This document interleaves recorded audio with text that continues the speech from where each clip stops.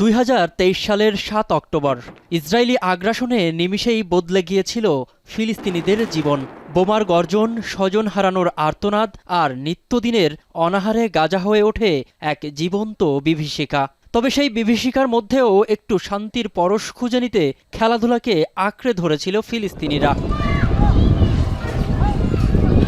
শরণার্থী শিবিরের ধুলোবালি আর তাঁবুর ভেতরে সামান্য প্রজেক্টর বা ছোট বড় স্ক্রিনে তারা উপভোগ করেছে বিশ্বকাপের উত্তাপ। এক মুহূর্তের জন্য হলেও ফুটবল তাদের ভুলিয়ে দিয়েছিল মৃত্যুর ভয়, জুগিয়েছিল বেঁচে থাকার অনুপ্রেরণা।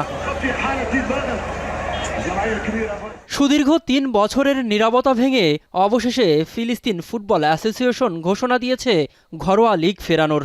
আগামী 4 সেপ্টেম্বর থেকে শুরু হতে যাচ্ছে এই প্রতিযোগিতা। সংস্থার সভাপতি জিব্রিল রাজুব জানান, দীর্ঘ যুদ্ধের কারণে 1014 ফিলিস্তিনি ক্রীড়াবিদ প্রাণ হারিয়েছেন। সেই বীরদের স্মরণে এই টুর্নামেন্টের নামকরণ করা হয়েছে 1000 মার্ডার কাপ বা 1000 শহীদদের কাপ। এই টুর্নামেন্টে অংশ নেবে 200টিরও বেশি ক্লাব, যার মধ্যে অধিকৃত পশ্চিম তীরের 146টি, গাজার 44টি এবং লেবাননে অবস্থিত ফিলিস্তিনি শরণার্থী শিবিরের 36টি দল রয়েছে। একই সাথে 3টি অঞ্চলে শুরু হবে এই ঐতিহাসিক টুর্নামেন্ট।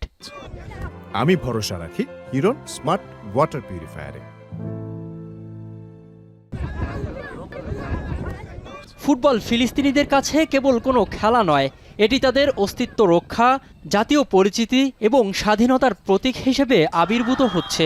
আন্তর্জাতিক ফুটবল সংস্থাসমূহের কাছে সমঅধিকার ও নিরাপত্তার দাবি জানিয়ে ফিলিস্তিন স্পষ্ট বার্তা দিয়েছে, সমস্ত ধ্বংসযজ্ঞের মাঝেও তাদের জাতীয় চেতনা অক্ষুণ্ণ থাকবে।